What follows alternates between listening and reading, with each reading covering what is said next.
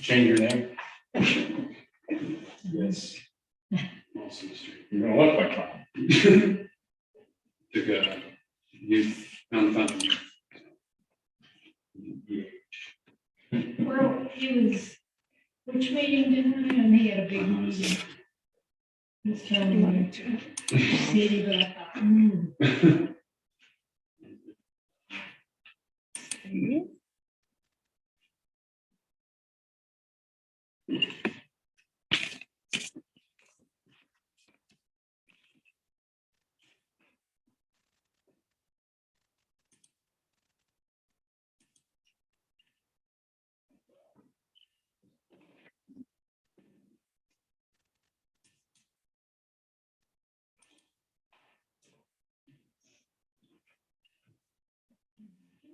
that door, I think.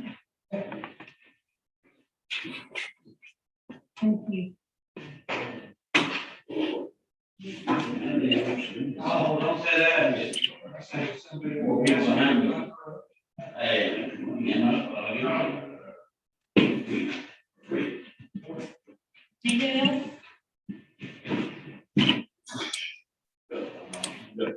My friend, how are you?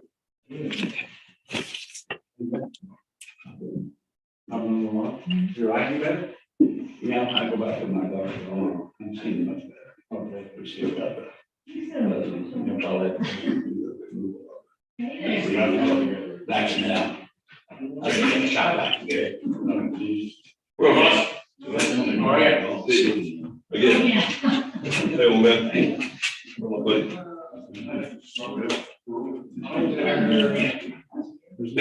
Okay. yeah, oh, no, absolutely not. No. How are you, sir? The Air Force came this weekend. Up at school. Wow. It'll be an annual, I didn't even know. It'll be an annual thing. Well, I was there every game.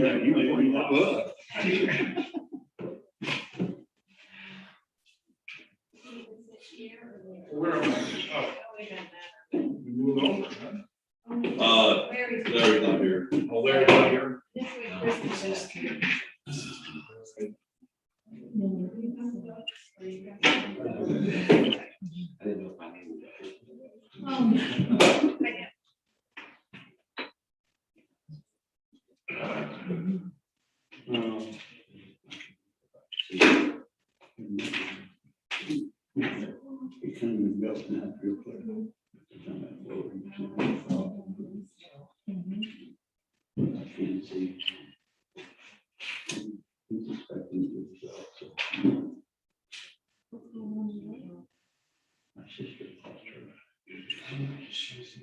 From that surgery?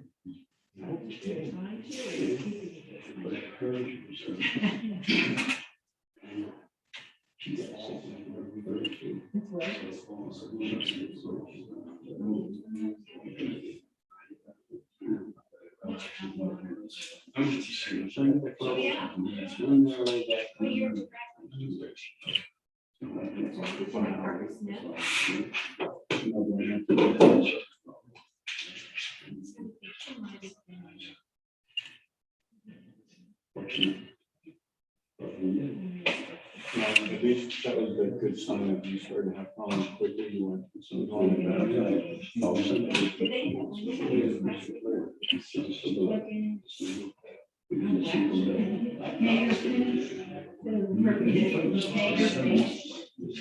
That's the guy that did this interview on Texas Bios sometimes as well. But I would avoid the question.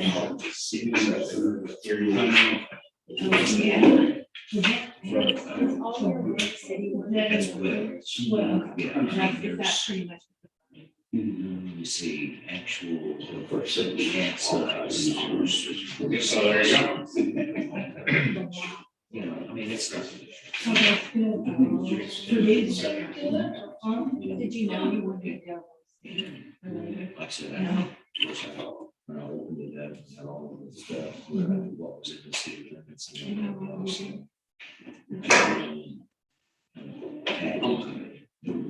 So I knew the entrances having to go around it, where I'm back and forth and all that, so. Yeah. You know, it's a doable thing.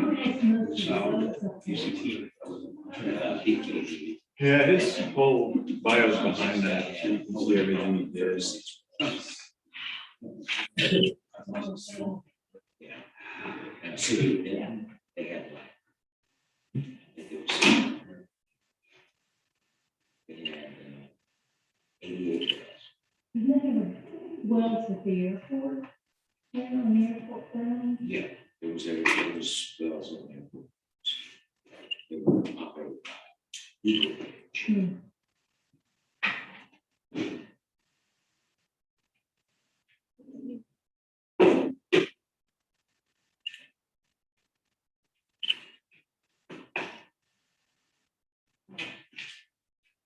Let's see, I can't say that. How's the rest of your weekend tonight? Ready. Hey, Marla. Oh, You doing good? We got two good bucks. I mean, a decent buck, not legal. What, the hunters? Yeah. Well, opening morning. I bet one of them was one I saw. They had them on camera. There was more out there than. That's one of my parents out. Tell you what, next week when I go, down, that same buck standing there staring at us, it won't be good for him. Still nice. Oh, I got it. I have the, I had it last year. I got the super flag, Yeah, in the just last in year. case. Different to sit on that side. look at No, I different people agree. for a change. How you doing, sir? Yeah, good, good, good. Hope you enjoyed your vacation. Mhm, mhm. Nice to meet you. Yeah. I know. Yeah, let's see.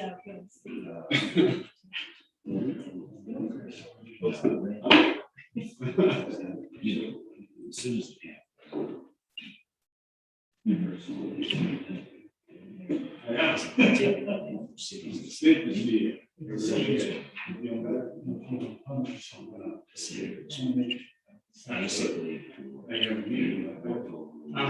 good. And by the way, it seems to be lifetime. Cities. I'm a year and a half out. If it's. Not good water. That's the tanks are coming full, and that's not, you know. Sensible person.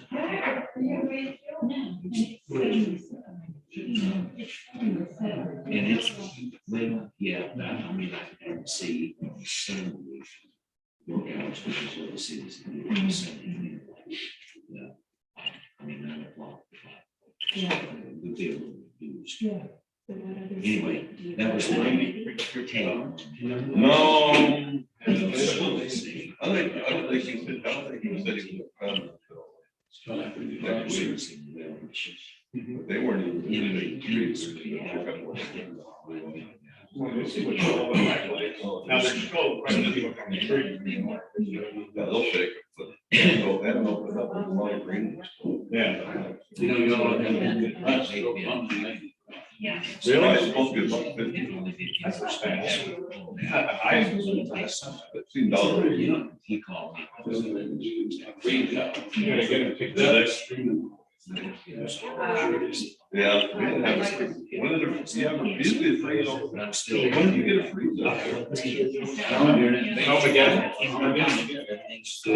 Oh, last year. Oh. I never did this year's crop. No, they also. It didn't hurt my crop. I don't know. They're not making. No, they were trees should have been normal. Should have been normal. That's the first time I talked to them. Trees should have The been. man. But that is one of the guys that were saying that it's been making any problems. I don't know. Maybe it's just Last year, we didn't have at our place one pecan out of 1,000 trees. And this year, quite a bit now, they never got sprayed. So some of them have that mold stuff on them. But I think, I don't know. Okay.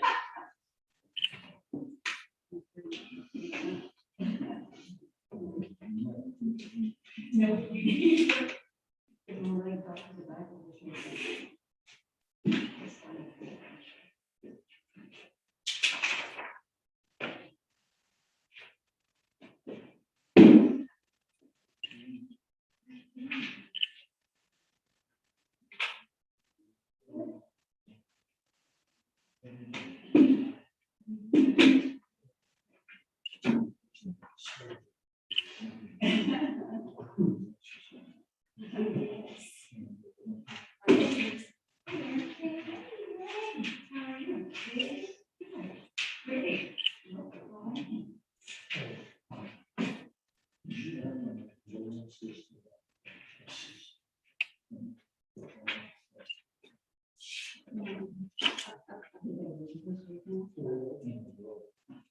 Well, this is for that I can later.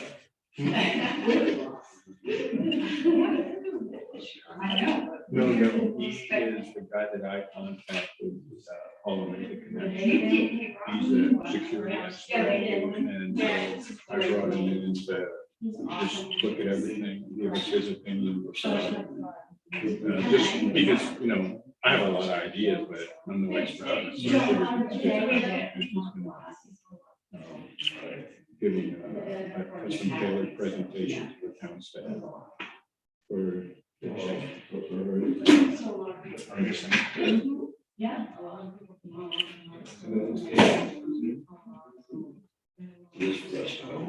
yeah, we can keep that. I just wanted you to know who the person is. Let me know. Certainly more qualified than I. It's not hard to do. Oh,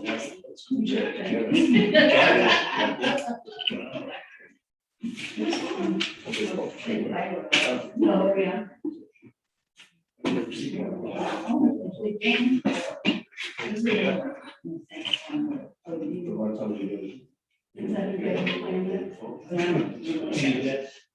Goes in the drawer.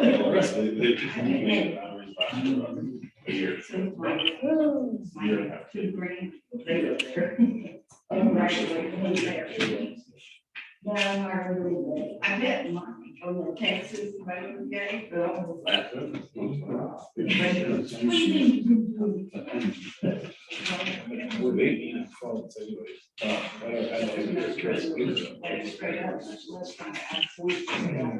I'll ask, hey, you know what? I'll ask, but it's his friend that was in, he used to bet with him all the time. Yeah, he let me, he never did that.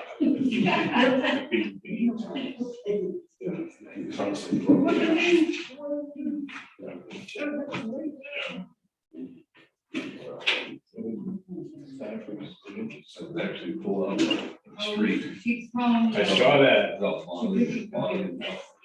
So they opened the concrete part? Good, so I thought And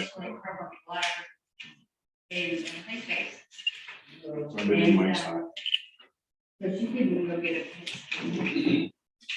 I think she's got hospice in.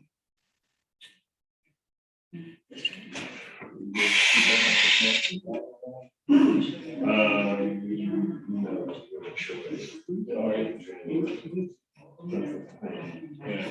just saw that. Yeah, you're. Yeah. I have to. Yeah.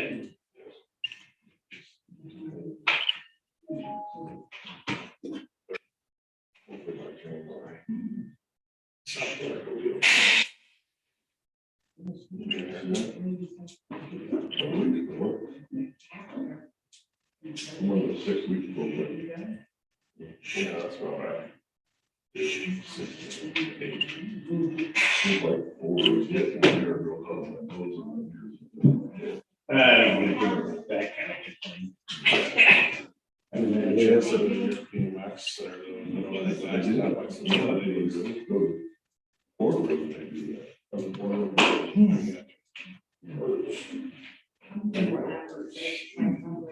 Yeah. The more you pull it, the quicker it gets. But you got. You passed the land. Okay.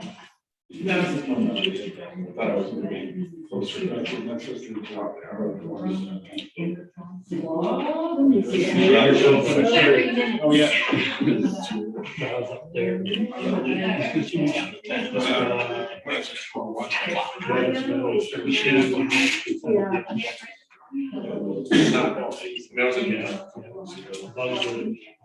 That around and, you know, They- I did.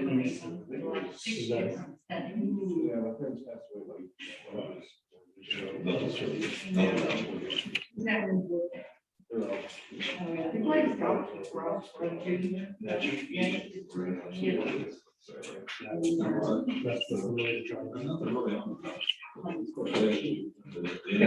Quiet on the western front.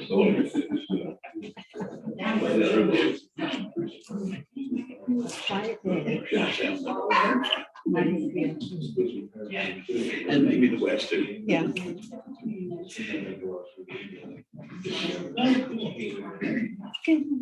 Listen to me, I'm about to say good morning. And the rest is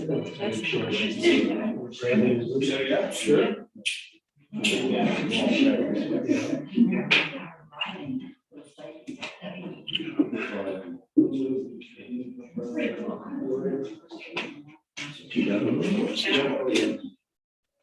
Background. Yes, I know the lady.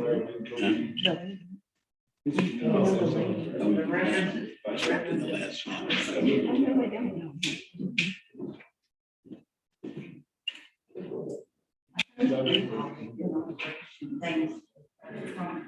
Oh, no, I don't know. I'm trying not to cover that. To include into that.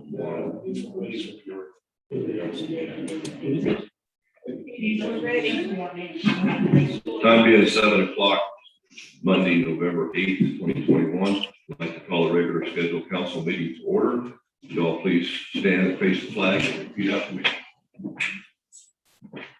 I pledge allegiance to the flag of the United States of America and to the republic for which it stands, one nation, under God, indivisible, with liberty and justice for all.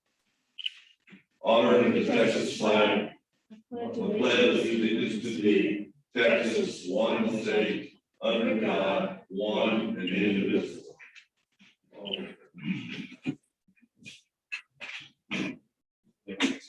Thank you. First order of business tonight is public input. Anyone may speak under public input for a time of 3 minutes. Council may extend that time by consensus of council. An agenda or non-agenda item. Can I make a point of order, just an inquiry first before public speak? Thanks. And I'm glad to wait here. So under ordinance 103.045, it says, each council member may speak at any time with respect and courtesy to other members, visitors, and mayor. So I just want to make sure that that's a policy we hold here at this council, that when somebody has a question that we have, and somebody brings something up, we should be able to talk to them, ask them a question, or get more knowledge from them. No problem with that to the point that it starts becoming a debate. Okay, And then I will shut it down. okay, I get it, but just as long as, because I want to make sure we're able to speak and ask questions. First person to speak is Tina Latinzio. Did I get it close? Right. Close.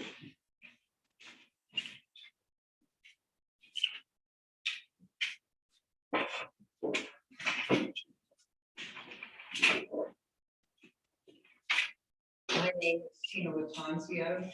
My husband, Mike Summers, and I have lived at 435 Mobile Drive, Copper Canyon, for the last 22 years. We moved here and continue to live here because we enjoy the rural environment. We definitely do not agree with rezoning to 3 homes per acre. We also definitely do not agree with replacing septic tanks with a sewer system, mostly because it will make it that much easier to rezone more homes. Thank you. Thank you. Dennis Revan.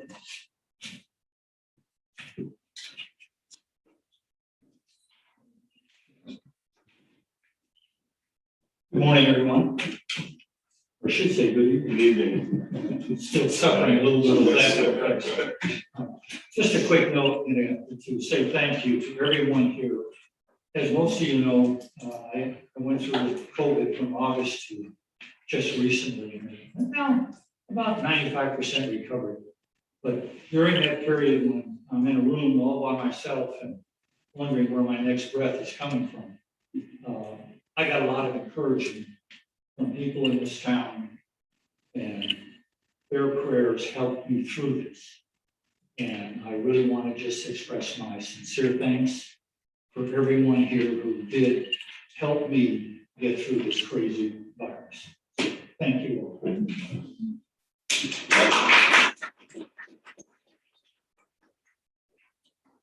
Robin Douglas Davis.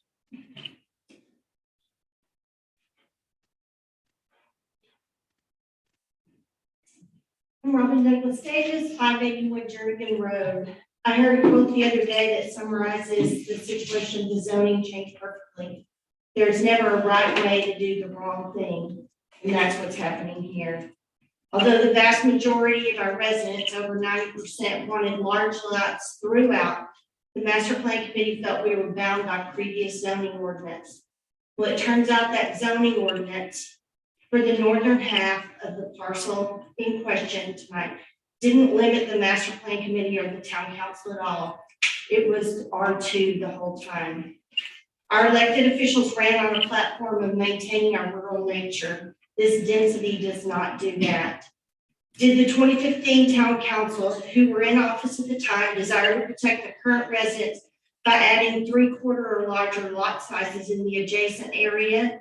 Yes, the minutes of the meeting reflect statements made by the council expressing the intention to maintain larger lot sizes.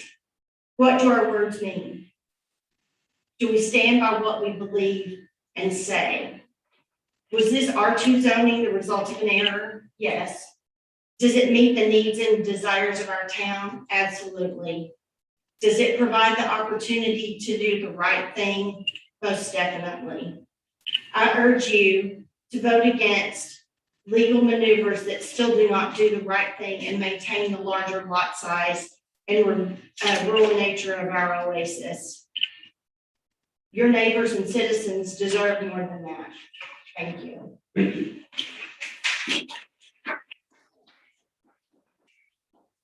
Next item is staff and mayor and council report. Council, I know Councilmember Castillo has something. Thank you, Mayor. I was asked to bring this at a council meeting and to our fellow citizens. We all love this wonderful oasis, and sometimes we forget that we're in the middle of a densely populated area. Unfortunately, a lot of the issues that go along with dense population have started hitting our streets. As the emergency coordinator, I've been in close contact with Deputy Floyd, trying to increase our communication and become better acquainted with his procedures. By the way, for those of you that are not aware, we have a new Deputy Sheriff, Michael Burrell, who replaced Tony. So hopefully you won't run into him in a negative way, but if you run across him, please make him feel at home. The issue that I wanted to bring up, as asked by Deputy Floyd, and the folks that are part of the Neighborhood Watch program already know this, but we've had a couple of very recent incidents of attempted or actual break-ins into vehicles at 3, 4 in the morning. In one particular incident, the perpetrator crossed a very large gated property. So having gates and fences apparently don't mean very much, and attempted to break into a vehicle. Deputy Floyd asked that I remind you, if your vehicle is outside at night, please do not leave any firearms in them. Ensure that they're locked, and he recommends that you remove any personal identifying information from those vehicles. Unfortunately, it's just a reality of the time we live in, and I suspect that this is unfortunately going to keep increasing. So please be aware and stay safe, and do what you need to do to keep your door locked, et cetera. Thank you. Can I ask a question? Just a very, so what's the status of the 50 hours of night patrol that was passed by the previous council that we haven't, to my knowledge, acted on yet? We're having paid, it's been authorized, it's been in the budget, but, and I know there's some manning issues or whatever, but have we ever utilized those 50 hours of night patrol, which is exactly why we passed it for these 3 o'clock in the morning activities? I actually am not aware of the usage of that. I do recall that it was passed and there were funds allocated for extended patrols. I do know we used some of it, I believe, Donna, for when we've had special events, things like that. Is that correct? Do you know if anything else has been scheduled? No, not for after the second shift. It's a manning issue, much as anything, Councilmember Mayor, from what I understand. From the sheriff's department, as short-handed as it is. And at one point, we were down to one officer, and there was no additional officers to pick up the overtime. I believe Maurice wasn't he going to pick up the overtime? Right. Was his plan? But no, I don't believe we've been able to utilize that because from what we understand, the sheriff's department does not have the manpower to give us the overtime we want. Okay. But the money's there.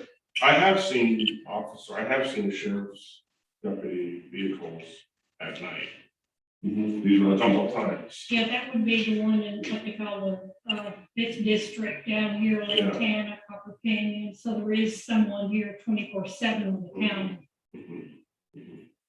Could we do we need any information from the sheriff's department as far as the letter stating that they don't have the overtime officers? Because my understanding the program was supposed to be, and we authorized it to be as an overtime operation of additional duties for them instead of them, a police officer going to some restaurant or whatever, or activity on their own, they could patrol our town for a random number of hours during the week. That was the purpose of it, but I haven't seen any documents saying that the sheriff's department can't man it at all. Now, I think the last time I addressed the council, I told you what they said was, if they put off duty down here, if anything comes up and they have to arrest someone or whatever, they don't have the authority to do that because it's in Copper Canyon. Off duty does it. So they would have to call our officers or the sheriff to come in and do that. So we requested that our two patrol officers split up the overtime. Denton County said, no, they would not do that because they have to keep the overtime even between their staff. So we can pass all we want, just pass, raise our hand and agree to something. But if the sheriff's department doesn't agree to supply that, then it doesn't matter, right? Right. And you usually base any kind of a third shift overtime or anything, you base it on the calls that you've had during those hours. We haven't had calls during those hours. We just had one mentioned, and I know another one in the newspaper. So, I mean, because we're just an oasis here in an activity with lots of people around, so. Why, we shouldn't have to wait for crimes to be committed to prevent crimes. But that's okay. Anything else, Council, under reports? Hearing none, I'll go to consent, staff report. Anything, Donna, Sheila, Chris? Not much more questions. Consent agenda. Any item on the consent agenda may be removed by any member of council for individual discussion or consideration. Council, the approval of the minutes of October 11th and the financial statements of October 2021. Make that motion. A motion to approve by Councilmember Andrews. Is there a second? I'll second. Second by Mayor Pro Tem. All in favor? Aye. Aye. Unanimous motion carries. Councilmember Johnson, by the way, is out this evening. Next item is action and discussion items. First one is discussion and consider taking action regarding the Texas Department of Transportation municipal maintenance agreement between the state of Texas and the town of Copper Canyon, and that all matters instances related here to. Yes, every city that has a state highway going through it has a municipal maintenance agreement. TxDOT was there's a handful of cities that didn't have this agreement. Copper Canyon was one of them, and that's the agreement you have tonight to consider. They will do all the maintenance on the median and take care of the highway itself. Council, anybody have questions on this? It's interesting that our census is up to 1339. What? Our census is Oh, up to yeah. 1339. Yeah. Can I ask you, Donna, who's been doing it, but we didn't have the agreement? TxDOT would come in a They couple just do of it. times, Peter Vickery would cut the grass there. But, the signage and everything, TxDOT should handle it. Okay. We don't motion? I'll make a motion that we accept the Texas Dot vehicle maintenance agreement in the state of Texas. State Time. I have a motion by the Mayor Pro Tem to approve, I have a second. Second. I have a second by the Deputy Mayor Pro Tem, all in favor? Aye. Unanimous, motion carries. Next item is discussion, consideration, taking action regarding the oil and gas well inspection agreement between the town of Copper Canyon and John R. Weatherby and all matters incidents related here too. Mr. Weatherby's here, I believe. John, does he want a report or? As most of you know, the ESD used to do the gas well inspections for some of the smaller towns. And the assistant chief left to go to another city, so they had no way to do this. And to be honest with you, we weren't getting reports back like we should. And so I got resumes from different gas well inspectors, and I also asked them for samples of their reports that they did on each well. And Mr. Weatherby's were the most complete. And he does have quite a background with gas well inspections. I'm sure you saw his resume, and he's here tonight to answer questions. Council, you have any questions, Mr. Weatherby? So he can come up to the podium. Any questions? Sure, I have a couple Mr. of questions. Weatherby, please approach the podium for questions. Sure.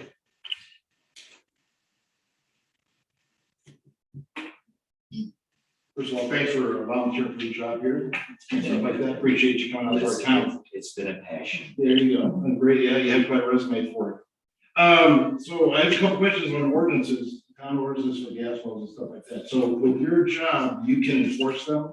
Is that true or? Well, we actually discussed this a little bit. Okay. You know, most of the cities and even in order to enforce, you know, and be able to back it up with violations and fines, you've got to be sworn in and so forth. So what I've done, even with the city of Denton, I never had to write a violation. But we managed to get those things that needed to be fixed and improved and maintain the safety and everything else. Been able to do that without going through that process. And you do that by putting what pressure on the company to come through and do things properly or whatever? Or Well, it's sort of our ordinances in Denton counties or whatever. it's working with them, and everything that I do find report is based on railroad commission requirements, DOT, or EPA, OSHA, and most of the companies that I work with and so forth, I can pretty much tell them this is what needs to be fixed, and it's because of that particular reason. So working with the operators, you kind of build that incentive. Yes, they need to be compliant and so forth. And rather than approaching them with, you need to do this and get this done, it's more of a work with them a little bit, help them and, you know, show them things and so forth and, you know, just keep with them until everything gets done. Okay. And so I've been able to be pretty successful approaching it that way. And then I have found that with a little bit of interaction with them, those things that they find and so forth, they're grateful.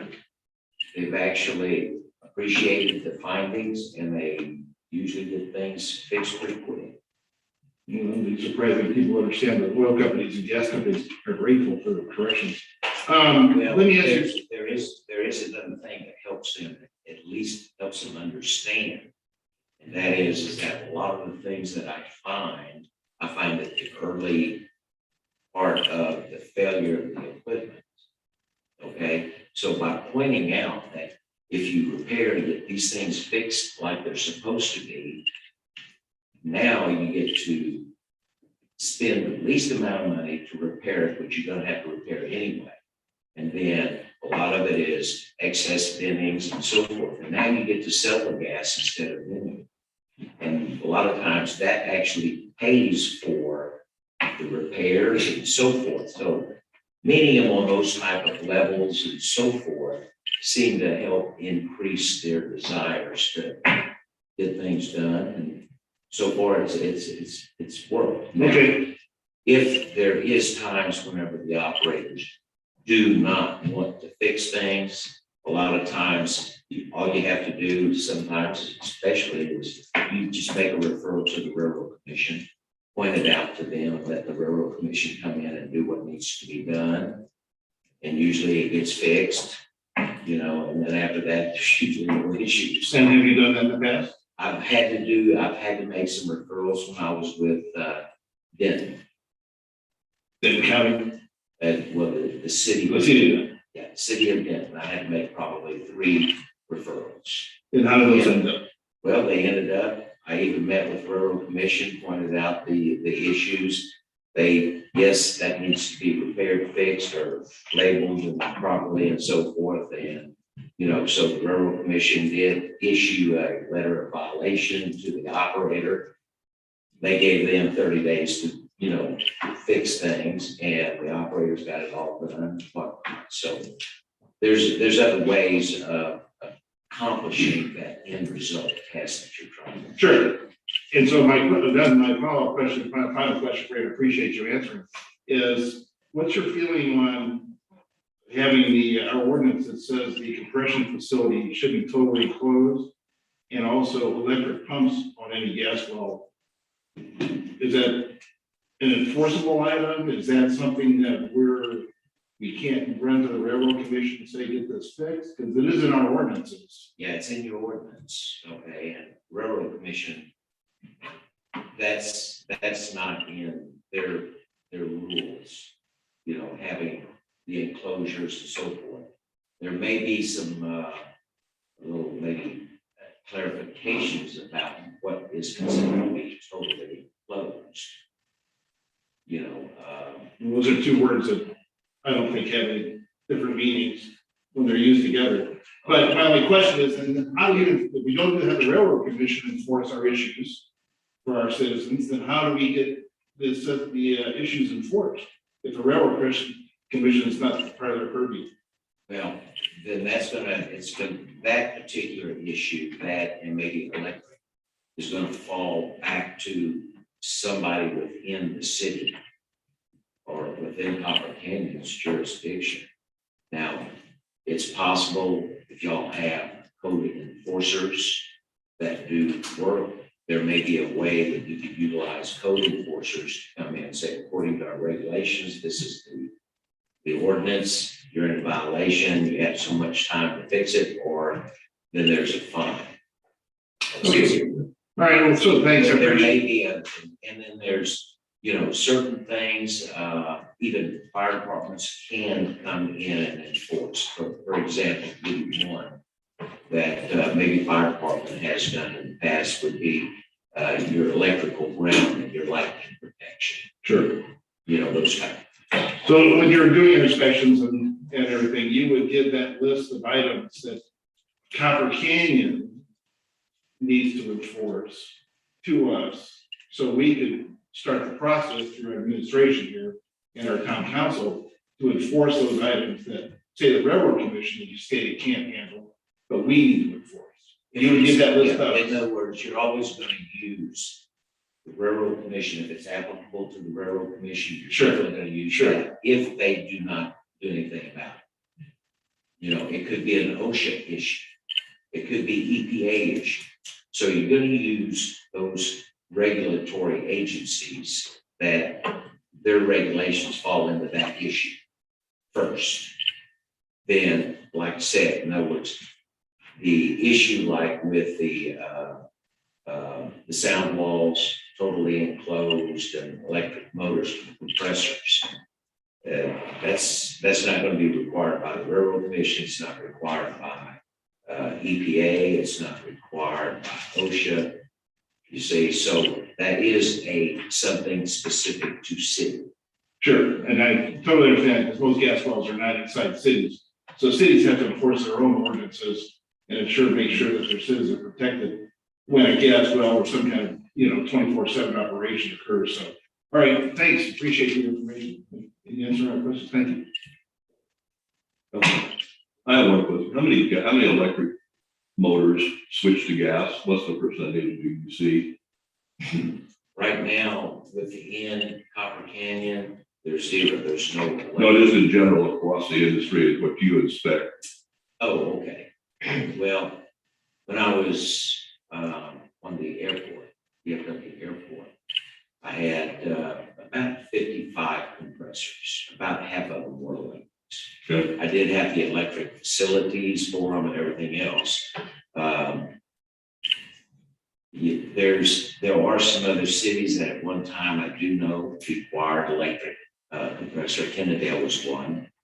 And I think they changed the ordinance. Matter of fact, at that particular time, I was in operations and I didn't realize that it had to be electric. Even though the compressor I needed, I wouldn't have been able to find one for the size that I needed. And at the end of the day, I put a regular internal combustion engine compressor out there. We did get some complaints about it, and I was contacted by the city of Kennedale. I said, I'll tell you what, I came back and I actually enclosed, put the sound walls.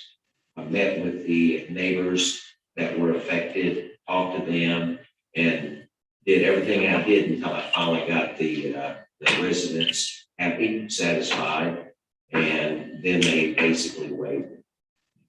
In operations under certain decimal levels was the complaint, I'm sure the decimals level was a complaint from the citizens. Right, it was. And So you got it to comply. I got everything within compliance and at the end of the day, I think the whole purpose behind the enclosures and the electric compressors was to control noise.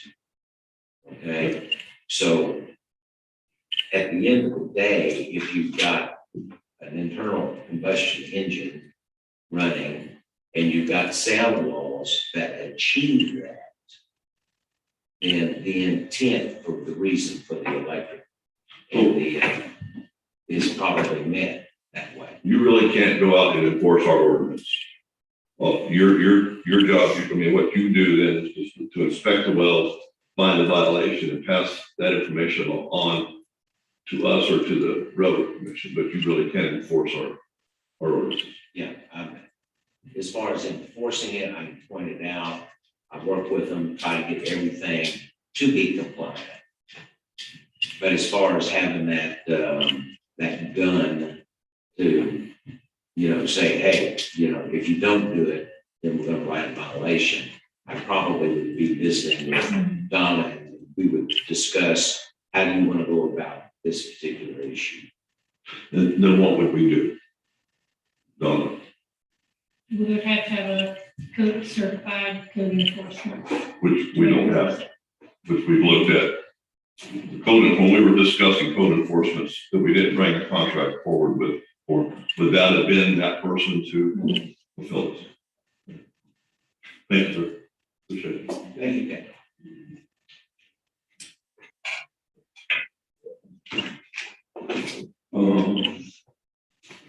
Council, I'll open it up for discussion. So the escalation process, for Mr. Weatherby is if there's a town ordinance that's being broken, or not being followed properly, John brings that to Donna for escalation, correct?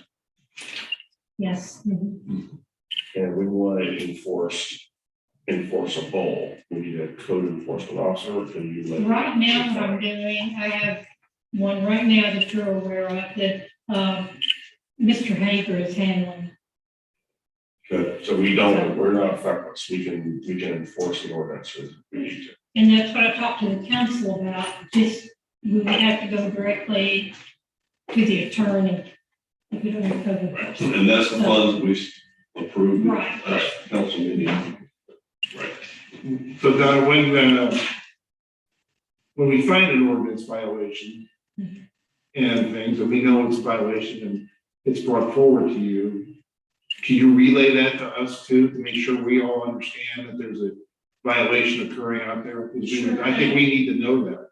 Right, and Ron is just finishing up, but a couple of the ones that he did, I put in the packet for you to see. Yeah. When they're all complete, you'll get a copy of I would be also more interested in not just waiting for a packet once a month. I'd be more interested in when it happens, when we see one, that would also keep informed, because I believe getting more information, correct information early is better than waiting for the last minute to make a decision on things. Should we have to pull the trigger and do some kind of enforcement action? Mayor, you just brought up the issue that we attempted to discuss previously, which was the code enforcement officer, which was frankly mischaracterized as somebody running around tickets because the lawn's too long. And that was, I just happen to be aware that that was not at all the intent of getting such an officer.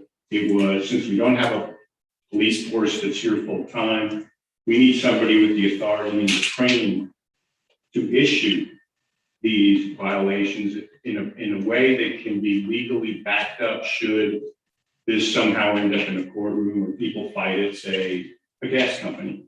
We need to be able to prove you were notified properly by an authorized individual. And I think that although it was basically shut down, I think we need to re-examine from what I had seen, the funds were not exorbitant to keep an officer available that could issue such warnings or perhaps citations, because we have had other issues that were, we were talking about gas wells, but there were other issues and other gross violations of our ordinances which have not been addressed because we don't have a trained person that can properly do this in a legal manner. And I think it would benefit the town to explore that option. And everybody should realize nobody cares if your yard's too long and you haven't cut it because you're on vacation. None of us moved here to be in an HOA. And I think everybody understands that. And then perhaps if that does get out of control, we would certainly address it at that time. But I think it's something we certainly owe it to the staff that they can pick up the phone, call somebody and say, we have this problem. Go out there and cite these people and know that we have legal justification should it end up in a court or a lawsuit or anything. We had I don't remember, we were shut down about it. I do remember that we decided to think about it some more. And I think a lot of us at that time were reflecting on it. At the end of the day, this issue is exactly the kind of issue that we were targeting when it came up in the first place. And, again, no one wants a police state, but there are a number of people in town who really don't respect their neighbors very well. And that dialogue doesn't help. And these things can turn into a safety issue. And we don't want that. So I think we have to do our job to make sure that people follow law and respect their neighbors in doing so. So I think in the context of a code enforcement officer, and this is not the topic we're discussing for tonight, but I think in this light, in the conversation with the inspector, having knowledge about gas wells and being educated and experienced and knowing what to look for, that's a big plus. Because now if we do decide to go with an enforcement officer, we would have context and an educated perspective to levy correct judgment. I think that's a good concept you're talking about there, Steve. And I was sitting here listening, and as I understand it, you go out to the well on a weekly, daily, whatever your schedule is, and make the maintenance report. That report comes back, a copy to the town. Is that right? We get a copy of that, okay? And so therefore, we're saying it's checked off. It's legal with the standard that you're speaking of from the EPA, OSHA, Railroad Commission, et cetera. That's what your guideline is you're working from. Then, There's also, there's things that are based on your ordinance. right, now then the ordinance comes into play a little bit. So we get a call from a citizen. He said that this compressor is too noisy. So then you get the complaint through the city. Go look at this, tell us what you're finding now. Something changed? Is there something else happening to make this violation? The client, business, so therefore it's client, but the constituent says, I have a complaint. So then you go back and you say, well, this falls under this ordinance, but it doesn't fall under the town's ordinance. So then the ordinance would be turned into the city, the town here. Then we would, at that point, contact the compliance officer, just the way you're thinking, Steve, whoever that person might be. Well, again, we've had numerous citizens come to this chamber and complain that the company was violating our ordinances, not being respectful to their property, causing noise pollution. And again, we were relegated to what I would consider a subordinate position because we didn't have the enforcement action immediately available. So we had to resort to going full tilt legal with the attorneys. I just think there ought to be a step in between where you don't have to go that lengthy or that involved and that expensive to the town residents and to the process. That sets the stage for its improper sequence of events is happening, bringing to the force of going into the attorney, which in turns goes from there. Okay. That sounds good. Okay, we can't solve a code enforcement issue tonight, No, sir. but we can move forward with working with Mr. Weatherby on his ability to inspect and bring forward violations and be able to respond to a complaint and determine whether there is one. I'll make a motion. Everybody. Yes, Second motion. that was a motion by the mayor pro tem to approve. Yep. And a second by Councilmember Andrews. All in favor? Aye, unanimous, motion carries. Next item is discussion and consideration taking action regarding public input options for Poindexter Creek drainage study and all matters related. So if you remember, a few months ago, we did a presentation, Poindexter study, and we left it with several alternatives, varying costs for, looking at the different bridges, looking at perhaps buyouts for raising some of the properties out of the floodplain and different options like that. Where we're at now is we have a part of the scope to offer a public input. And so some of the different ways we could do that would be do a public meeting, offer time for a council meeting, or put it up online with comment cards, but different options to offer that public meeting. And then the other part was, do we want to offer the ability for input on different areas for parts that might contain a master drainage study? And then finally, if we want to offer the ability for the public to vote and offer input that way on the different options we previously presented. So I just wanted to kind of get that out there, have a little discussion on what we think is the best way to kind of wrap up this study. Well, a lot of that study was well beyond what we would ever. Right, that's exactly right. The majority of it. So I really don't want to put citizens through a wish list that we're not going to provide or be able to provide. Yes. So I don't want to get a whole lot of hopes up. There are certain things we possibly could do in the future. I think at a council meeting, we could have a public hearing on it and gather somewhat input we can, and if it went beyond that, then that could create more of a work session type scenario or a council work session that can take more input.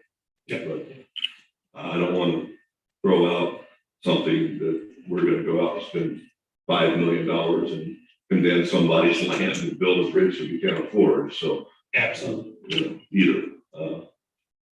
Councilmember Mayor.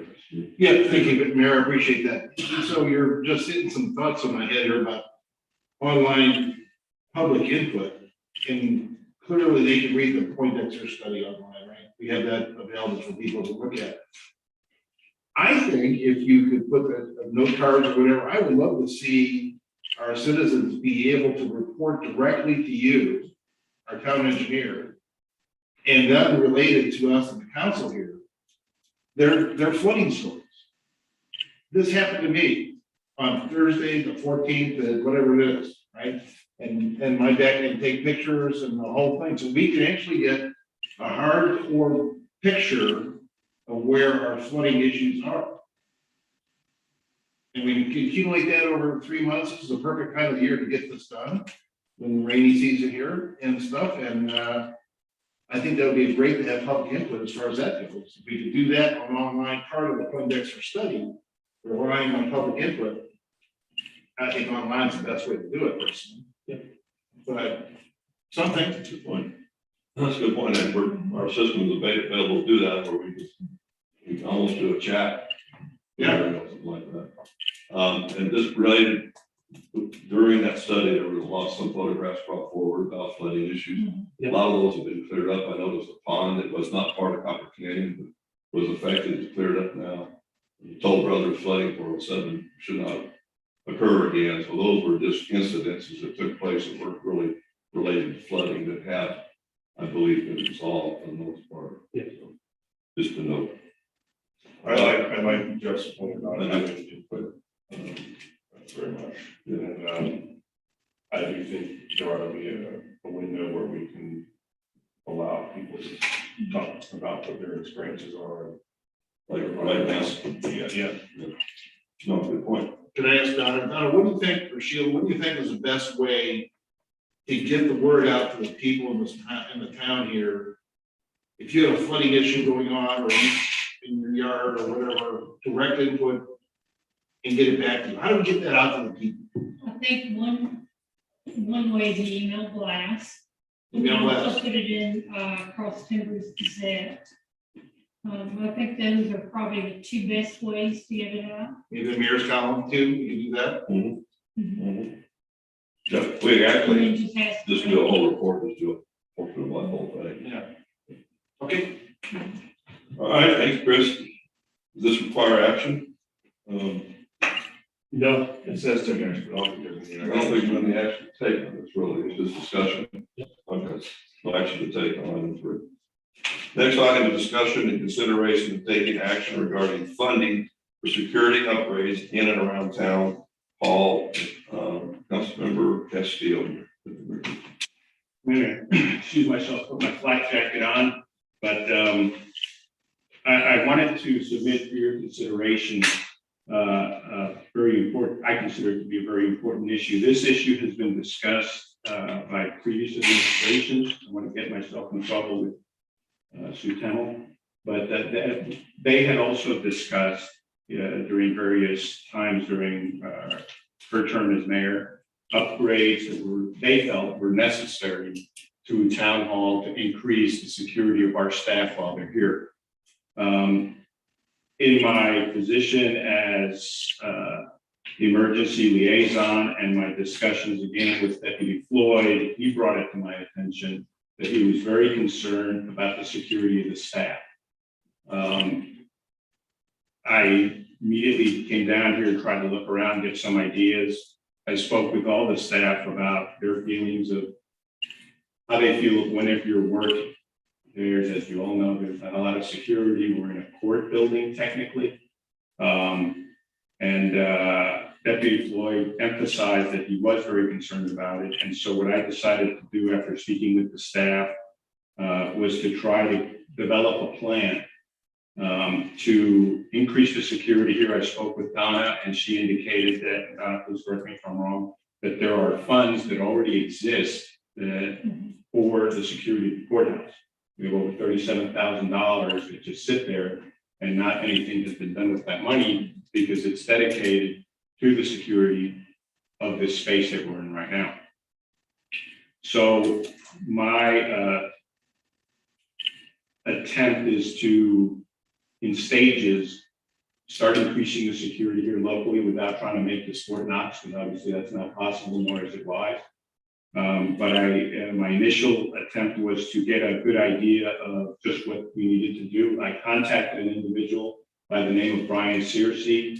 I put his bio on each of you locations so that if you're interested, you want to read up on this individual and his background. He's a local individual that runs a company called the Paradis Group, which is dedicated to security issues.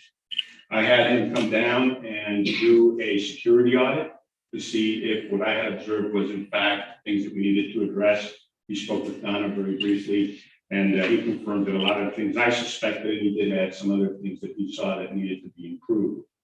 As most of you know, we do have a lot of individuals who come in here to pay tickets, and most of those individuals are not residents. And we've had some recent incidents of individuals being extremely obnoxious, rude, and frankly, way out of control over the phone to our staff. And I think that that's just the beginning of the issues that are going to come our way. Again, connecting that with what I spoke about earlier, you know, big towns are starting to leak into our area as far as some of the problems, and a lot of the people that drive through here tend to speed, and they end up here paying tickets, and they're not happy about it because their tickets are not small. So one of the first issues that I wanted to do, which I considered extremely important, was to properly train the staff and give them some tools, some mental tools about how to deal with security issues, how to have mental preparation, and how to conduct themselves on a daily basis while they're here at work to increase their safety. My idea was very well received by the staff. They all seem very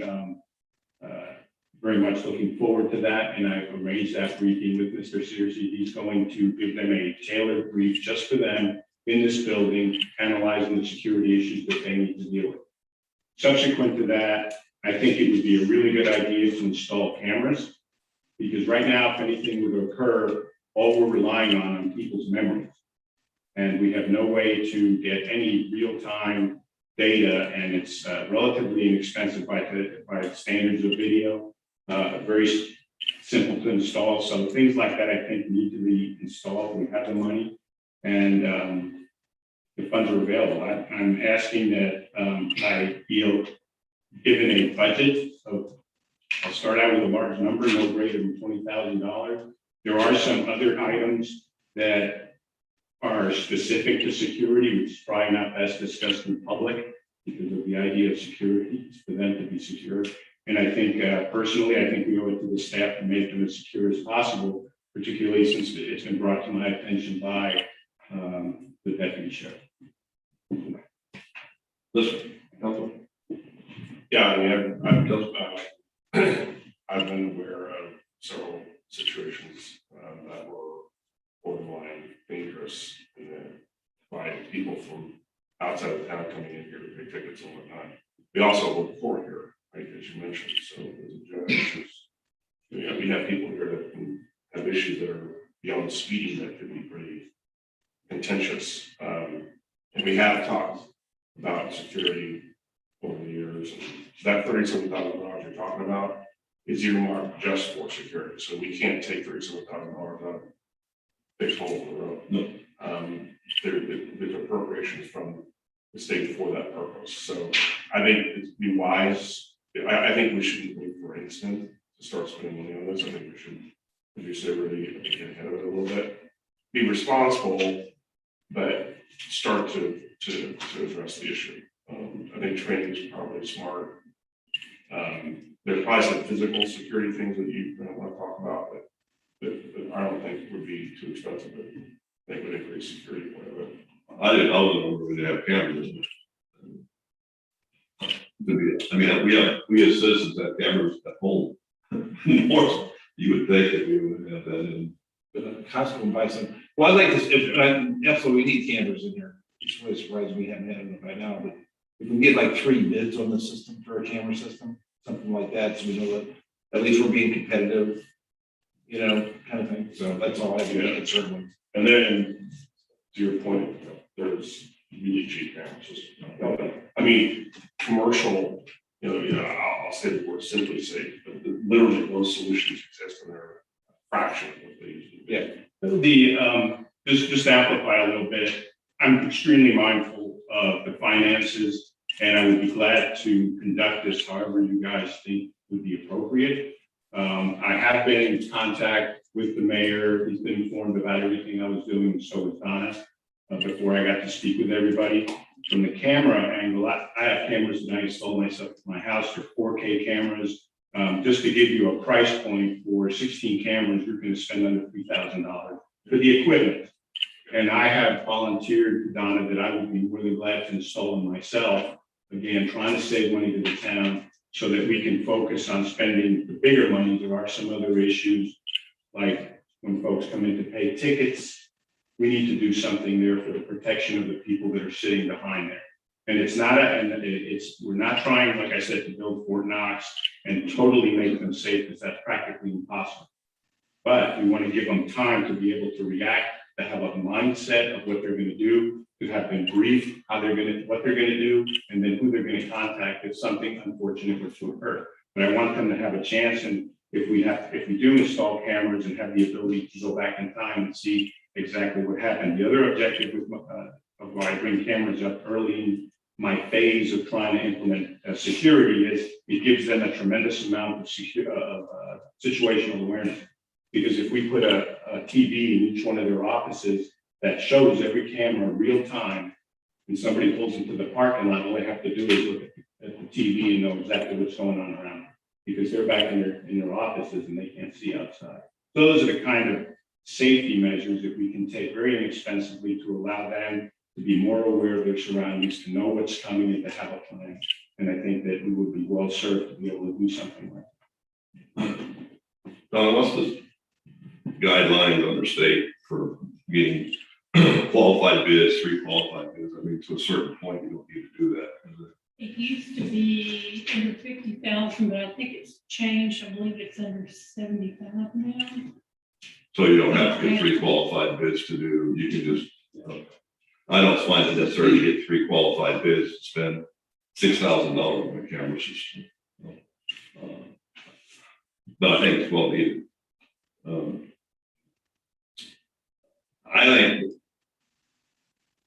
that we ought to authorize an expenditure of $18,000 without further council approval. Anything over that, we have to come back for further approval of council to start the process of improving the security systems. I think that's reasonable. Also, Rudy, double look. We've gone over there and asked them what they've done and the kinds of things they've put in place. No, I have not yet. I've been in, so far, I've just Deputy Floyd and I have been brainstorming on what the best things to do are and in what stages. He agreed that getting them briefed and thinking about security is a big step in ensuring that they're aware of what's going on. The camera issue is not nowadays cameras are so unbelievably good. I have 4K cameras that can read your license plate pulling like part of my driveway. So, and I've offered to Deputy Floyd to come to the house because that was his concern. It's like, how accurate is it? And I said, come to my house and I'll show you.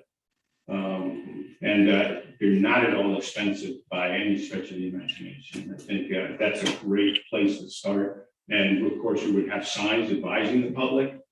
This area is monitored 24/7 audio and video. And that in itself, I believe, would be a great deterrent. Not going to deter somebody who's mentally unstable, but it'll deter the guy who's just angry, or the lady who's just angry. And I think that would help us a lot. So I ask. Signage have a lot to do with that too. Absolutely. And what I would commit to doing via Donna is I will keep all of you informed on everything that we do, what it costs, and let her, obviously I can't be in contact with all of you at the same time for the open records act, but she can relate to everybody because obviously she's always briefed on what we're doing. Do we need a motion tonight for that? Yeah, we need a motion, Councilmember Andrews. I think the Mayor Pro Tem, did you make a motion or you just? I'm happy to make a motion. The $18,000 is 50% of what we have. Yeah. That's what that's. I'm not saying that motion. I'll make a motion that we give Rudy $18,000 of discretionary spend on security. Any other amounts will come back to council for approval. A motion by the Mayor Pro Tem, second by Councilmember Andrews. All in favor? Aye. Unanimous, motion carries.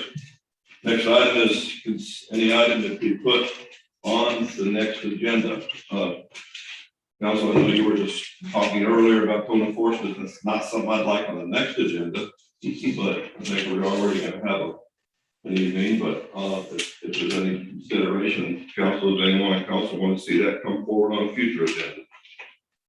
Yes, I think we should have that on a future agenda. Absolutely. That was the conversation that we started last time. So. Do you want the town administrator to bring forth an agreement or just more information?